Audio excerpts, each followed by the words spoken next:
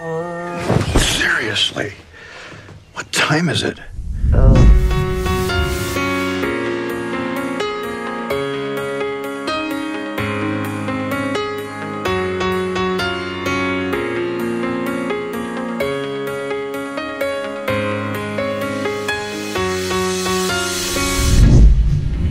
Kevin Costner est un acteur, réalisateur, producteur et homme d'affaires américain. Il est connu comme un coureur de jupons, regard d'acier, qui garde honneur et dignité dans toutes les situations. Et pourtant, il aurait pu devenir financier. Dans cette vidéo, nous vous racontons les péripéties du destin de cet acteur.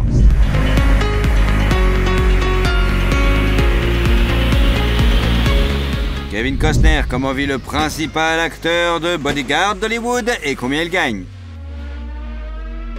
Kevin Michael Costner est né le 18 janvier 1955 à Los Angeles. Il est le troisième et le plus jeune enfant de William et Sharon Costner. La famille avait déjà un garçon, Dan, et un autre fils, mais mort à la naissance.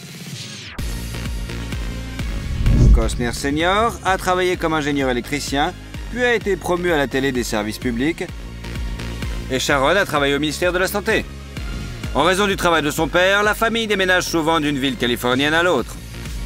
Et Kevin doit sans cesse se trouver de nouveaux amis. Mais bien sûr, le sport l'y aide beaucoup. Le football et le baseball.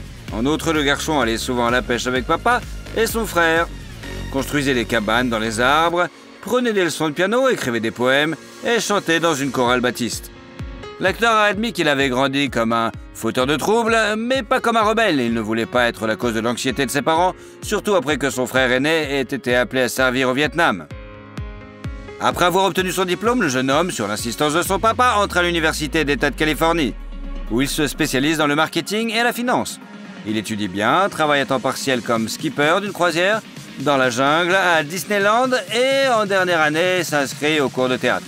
Pendant longtemps, Kevin a été persuadé qu'il n'avait aucun talent pour la scène, mais le métier d'acteur l'attirait de plus en plus.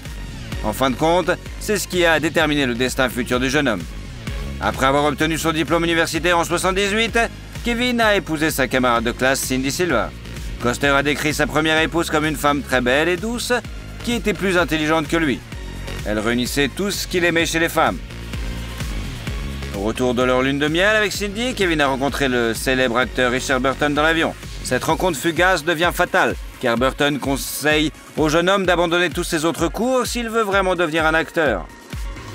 Costner quitte immédiatement son nouvel emploi de bureau et part à la conquête d'Hollywood. Comme d'autres aspirants acteurs, Kevin a accepté n'importe quel emploi qui lui permettait de payer ses cours dramatiques. Il a travaillé sur des bateaux de pêche, a été chauffeur de camion ainsi que chauffeur de bus touristique pour montrer aux vacanciers les maisons des stars d'Hollywood. En 1978, Costner obtient son premier rôle dans le film Sizzle Beach, USA, qui sort en 1981. Le film passe inaperçu jusqu'à ce que Kevin devienne une star. Il a alors été réédité avec une campagne publicitaire basée sur le nom de Kevin Costner, pour tenter de tirer profit de sa célébrité. Étant donné que Sizzle Beach contient des scènes explicites impliquant le jeune acteur, celui-ci a regretté plus tard sa participation au film et a tenté d'en racheter les droits, mais en vain. Suivent de petits rôles dans les films tels que Night Shift, Stacy Nights et Testament, mais aussi des rôles principaux dans les films American Flyers et Fandango. Dans la comédie dramatique The Big Chill, sortie en 1983, la plupart des scènes avec Kevin Costner sont coupées au montage. Mais le réalisateur, Lawrence Kasdan, promet au jeune acteur un rôle dans son prochain projet. C'est le western Silverado, qui a permis à l'acteur de percer et de définir son genre de prédilection. Where's Emmett? Side. Where have you been? Playing dead. Par la suite, les réalisateurs américains ont commencé à lui confier des rôles plus souvent. En 1987 sort le thriller néo-noir No Way Out, dans lequel Kevin réalise presque toutes les cascades lui-même.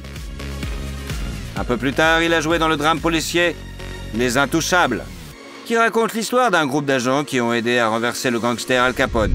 Master, that we must agree to disagree. You're making a mistake. Yeah, well, I've made them before. I'm beginning to enjoy them. You fellas are untouchable. Is that the thing? No one can get to you? You took Capone.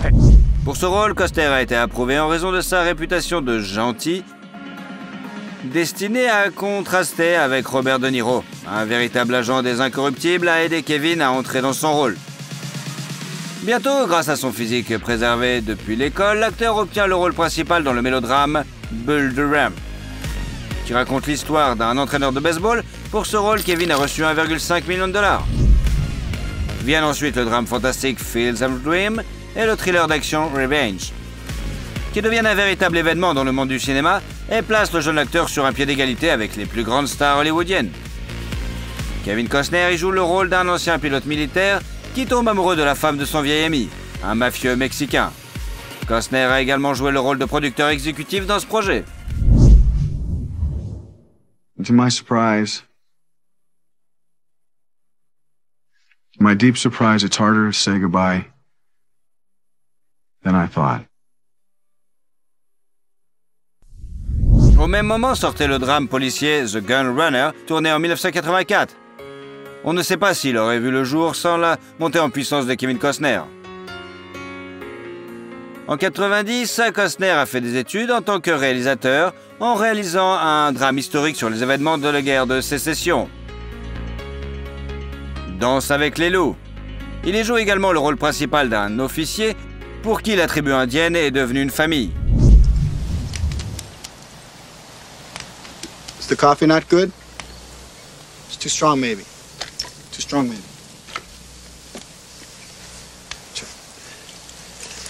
But in... Il est amusant de constater que les parents de Kevin ont observé leur fils travailler sur son premier film, assis dans une caravane sur l'une des collines les plus proches, en lui faisant signe tous les matins avant le début de la journée de tournage. Le père craignait toutefois que ce pari n'affecte négativement sa carrière d'acteur, mais ses craintes se sont avérées infondées. Cette œuvre a connu un succès incroyable. Le film a reçu 12 nominations aux Oscars et en a remporté 7, dont celle du meilleur film et du meilleur réalisateur. Outre les récompenses et la reconnaissance, le film a également rapporté 3 millions de dollars à Kevin, ainsi que la reconnaissance de la tribu Lakota, qui a accepté l'acteur parmi ses membres honoraires. Contrairement à d'autres films hollywoodiens montrant les Indiens comme des êtres nobles et assoiffés de sang, Danse avec les loups les a montrés tels qu'ils étaient. Le film a ensuite été inscrit au National Film Registry par la Bibliothèque du Congrès en raison de son importance culturelle, historique et esthétique.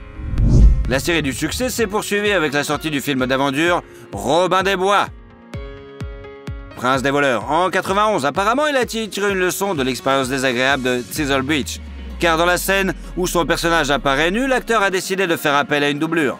L'interprétation du personnage du folklore anglais par Kevin Costner est toujours considérée comme la meilleure jamais réalisée à l'écran. What would you have us do? Fight armored men on horseback with rocks in our bare hands? Needs be. But with the one true weapon that escapes you, Will. Courage. Mais les critiques n'ont pas apprécié le travail de l'acteur immédiatement après la sortie du film et l'ont nommé pour le Golden Raspberry Award. La même année, le thriller historique JFK sort en salle. Pour le rôle titre du procureur, Costner reçoit 7 millions de dollars. Dans une interview, l'acteur a déclaré qu'il avait répété la scène de l'appel au jury dans la piscine, tandis que sa mère était assise à côté de lui, le script dans les mains et qu'elle le corrigeait. Kevin Costner prépare son prochain projet, le drame emblématique The Bodyguard, depuis plusieurs années en tant que producteur. Pendant tout ce temps, il a essayé de persuader sa seule candidate pour le rôle, Rachel Whitney Houston. Finalement, la chanteuse a donné son accord après que Kevin lui a assuré qu'il aiderait de ses conseils. Costner, fan de longue date de musique country, est également à l'origine du choix de la chanson au final apothéose, écrite par la diva Polly Parton. Malgré l'immense succès de cette belle histoire et de crime, Kevin et Whitney ont tous deux été nommés pour la framboise d'or, encore une fois, Raspberry. Well, you don't look like a bodyguard. What'd you expect? Well, I don't know. Maybe a tough guy? This is my disguise. Et il est intéressant de noter que l'acteur avait prévu de tourner une suite à The Bodyguard avec la princesse Diana et qu'il a reçu une version préliminaire du scénario la veille de la mort de cette dernière. En 1993, Kevin apparaît dans le rôle principal du film Perfect World et un an plus tard, il joue dans le western Wyatt Earp et le drame The War. Mais c'est dans sa vie privée que se déroulent les événements les plus marquants. De manière inattendue pour tout le monde, en 1994, l'acteur divorce de sa femme, avec laquelle il a eu 3 enfants. Il devient un véritable homme à femme. Changeant de femme comme de gants, Cindy a alors déclaré qu'elle ne reconnaissait pas cet homme dans l'ancien Kevin, avec qui elle avait vécu ensemble pendant 17 ans. Parmi les relations de Costner dans les années suivantes, on trouve bien sûr les mannequins Bobby Brown, Elle Macpherson et Naomi Campbell, les actrices de Mira Sorvino, Courtney Cox et bien d'autres. De l'une de ces liaisons, Costner a eu un fils, Liam, avec l'actrice Bridget Rooney. L'homme n'a reconnu sa paternité qu'après un test génétique, mais il lui a ensuite donné son nom de famille et créé un fonds fiduciaire en son nom. Le comportement de Costner sur le plateau a également changé. En tant que producteur et interprète du rôle principal dans le film Waterworld, il vivait dans une villa avec majordome, cuisinier et piscine privée, dont le séjour coûtait 4 500 $ par nuit. À la même époque, la majeure partie de l'équipe du film vivait, elle, dans des chambres d'hôtel, où la chaleur était insupportable. Les mauvaises conditions de vie ont engendré de l'hostilité sur le plateau, et selon les rumeurs, à cause du conflit avec le réalisateur, Kevin a également mis fin au tournage lui-même. Pour son travail, il a reçu 14 millions $, plus d'un pourcentage des recettes, alors que le budget de production a été largement dépassé et que les recettes n'ont pas couvert les coûts. Two drifters meet. Something needs to be exchanged. I know the code, but I'll give you this one for free. Nothing's free in Waterworld. La même année, la comédie romantique sportive Tin Cup sort sur les écrans. Pour se préparer à son rôle, Kevin a pris des leçons de golf approfondies. Et il a exécuté lui-même de nombreux coups dans le film. Il s'est tellement impliqué dans son sport que depuis, il participe régulièrement au célèbre tournoi de Pebble Beach en Californie.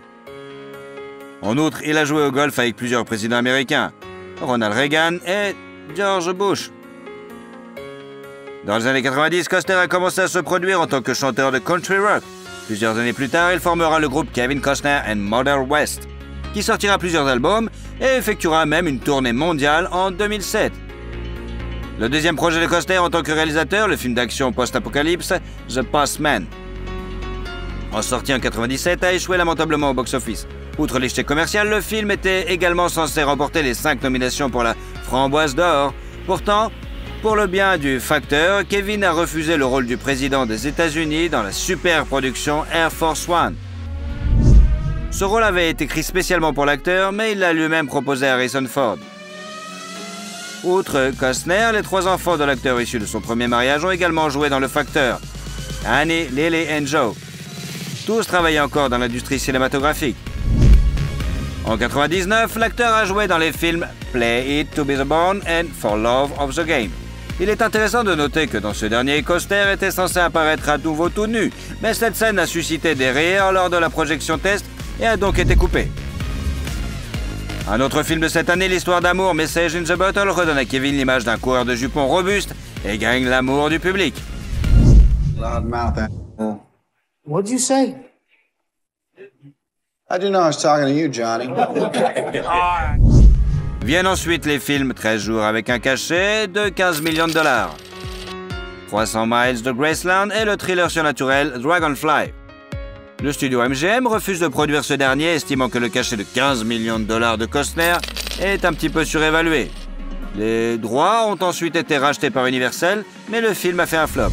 Pour les besoins de son projet de réalisation suivant, Open Range, en 2003, Kevin a décliné l'offre de jouer dans le film d'action Kill Bill de Quentin Tarantino et n'a pas lésiné sur la production.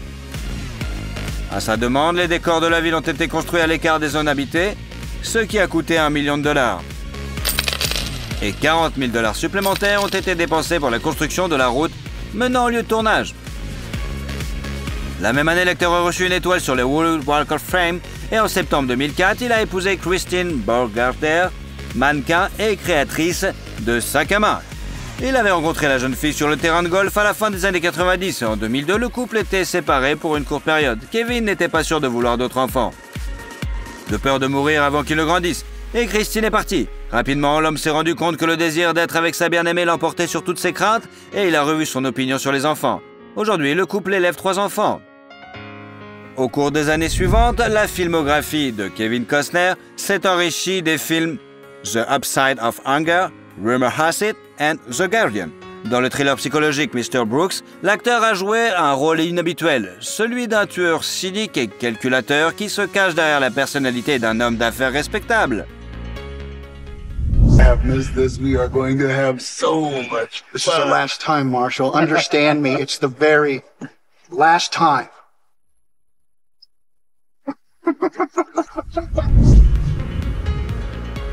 En outre, Kevin a agi en tant que producteur et a prévu de tourner une trilogie, mais cela n'a pas fonctionné. Suivant les films Swing Vote, The New Daughter, The Company Man et la mini-série militaire historique Hatfields and McCoys. Pour son rôle dans cette dernière, Costner a reçu plusieurs récompenses prestigieuses. Un Emmy, un Screen Actor Guild Award et un Golden Globe. En 2013, l'acteur est apparu dans le film d'action Jack Ryan, Shadow Recruit et a joué le père adoptif de Superman dans Man of Steel. Costner a dû effectuer des cascades difficiles dans le film d'action 3 Days to Kill, suivi de 2 films sportifs, Draft Day and McFarland USA. All right, joke less, run more. Everybody tuck your arms in. You're all starting to look like the mangy chicken I got hanging around my house. You're not smiling, are you, Velez? No. Le film suivant de 2014, le drame Black or White, Kevin Costner l'a financé lui-même, tant il a été touché par le scénario. Bientôt sortent les films Criminal, Batman v Superman, Dawn of Justice et le drame biographique Hidden Figures, pour le rôle duquel l'acteur, avec ses collègues, a obtenu l'Actors Guild Award de la meilleure distribution. En 2017, l'acteur rejoint Jessica Chastain dans le drame Molly's Game, qui raconte l'histoire du propriétaire d'un empire de poker clandestin. Un an plus tard, il joue dans une série télévisée dramatique néo-western, Yellowstone, où il incarne le propriétaire du plus grand ranch d'Amérique, qui tente par tous les moyens de sauver ses terres des prétentions des promoteurs immobiliers, des autorités municipales et des tribus indiennes. Pour chaque épisode, l'acteur reçoit un demi-million de dollars. En 2019, Costner a participé au film The Art of Racing in the Rain sur un chien et ses relations avec les gens, en interprétant le personnage principal. Parallèlement, l'acteur joue dans le film Le Gangster The Highwayman. 10 ans plus tôt, il lui avait déjà proposé d'incarner Frank Hammer, l'un des Texas Rangers qui ont attrapé Bonnie and Clyde, mais il avait refusé, se jugeant trop jeune. Cette fois-ci, il a décidé qu'il était plus apte à jouer le rôle, mais il a tout de même pris près de 16 kilos pour le rôle. Okay. Thought you had my back. We've been dead by now. You ran one more block. We'd both be dead. En 2020, Kevin Costner est réapparu dans son rôle inhabituel dans le film Let Him Go, incarnant un ancien shérif dont la vie tranquille dans le ranch a été détruite après la mort tragique de son fils. Aujourd'hui, Kevin Costner travaille comme réalisateur et interprète l'un de ses rôles du nouveau western Horizon. Au fil de sa brillante carrière à Hollywood, Costner a gagné une belle fortune, estimée à 250 millions de dollars. Mais il ne se limite pas à ses activités d'acteur, de réalisateur et de producteur. Pendant un certain temps, il a été copropriétaire d'une équipe de baseball dans l'Illinois et en 2004, il a ouvert un parc à thème au sud de Deadwood, dans le Dakota du Sud, racontant l'histoire de l'expansion américaine vers l'ouest ainsi qu'un casino. La construction du projet l'a cependant mis en porte-à-faux avec les Indiens qui revendiquaient leurs droits sur le terrain. Par ailleurs, Kevin a une activité sérieuse de nettoyage de l'eau à partir des déchets pétroliers. Son entreprise a participé à l'endimanque de la marée noire de Deepwater Horizon dans le golfe du Mexique. Cette affaire est d'ailleurs liée au procès intenté par l'acteur Stephen Baldwin à Costner. Malheureusement pour Baldwin, l'un des premiers investisseurs dans la société de Kevin, il a vendu ses actions peu avant la conclusion de l'accord avec la compagnie pétrolière et a perdu beaucoup d'argent. Stephen a accusé son collègue de lui avoir délibérément caché les détails de l'accord et a demandé 17 millions de dollars de compensation, mais il a perdu le procès. Kevin Costner est également impliqué dans des projets caritatifs. La star hollywoodienne décroche également de nombreux contrats publicitaires. Au fil des ans, il a été le visage de la marque de vêtements Arkeonautas, de la marque de conserve de poissons Rio Mare, du constructeur automobile Volkswagen, de la société horlogère Jacques Le Mans, et à l'aube de sa carrière, Kevin, encore inconnu de tous, est apparu dans une publicité pour Apple. Costner a également participé à la campagne électorale de G.D. Cholton, candidat du congrès de l'Iowa, en interprétant son spot publicitaire, et a joué dans une publicité pour la ligne de train reliant Paris à Bordeaux. La protagoniste féminine de la vidéo se rend à Hollywood et persuade Costner de réaliser des films plus courts afin que les passagers des nouveaux trains à grande vitesse aient le temps de voir un film en chemin. Auparavant, l'acteur possédait une maison de style méditerranéen d'une superficie de 1100 mètres carrés, comprenant 5 chambres, une salle de presse Une salle de billard, une cave à vin, une salle de sport, une piscine, un court de tennis. Il l'a vendu en avril 2006 pour 11,5 millions de dollars. À Aspen, dans le Colorado, l'acteur possède un ranch d'une superficie d'environ 160 hectares. Sur la propriété, il y a 3 maisons au bord du lac et de la rivière qui peuvent accueillir confortablement 30 personnes. En hiver, les activités comprennent le patinage sur glace, la luge, le traîneau. En été, on peut pratiquer l'équitation, la randonnée, la pêche, le tir à l'arc, le kayak bien sûr, le surf et le baseball. Kevin a acquis ces vastes terres à la suite de 3 transactions, dont la dernière s'est élevée à 7,3 millions de dollars. L'acteur a baptisé le ranch du nom de son personnage de Danse avec les loups, le lieutenant Dunbar. Et le loue la plupart du temps pour 30 à 36 000 dollars par nuit. Costner possède un autre ranch dans la ville côtière de Carpinteria, en Californie, d'une superficie de plus de 17 hectares. L'acteur a acheté cette propriété en 2006 pour 28,5 millions de dollars, puis a racheté la propriété de la même superficie à proximité avant de vendre plus de 7 hectares à son voisin pour 25 millions de dollars. Il a tenté de vendre une autre partie de ses terres californiennes en 2017 pour 60 millions de dollars, a réduit le coût à 49 millions de dollars, mais a finalement retiré la propriété de la vente. En 2007, l'acteur a acheté une Audi S8 et pour se déplacer dans sa propriété, Costner dispose d'une Toyota Tundra faite sur mesure. Elle est équipée de tout le nécessaire pour les loisirs de plein air, une galerie de toit en 2 parties avec un espace de couchage, des tiroirs de rangement et un frigo. Quel est votre film préféré avec Kevin Costner? Thank you all very much.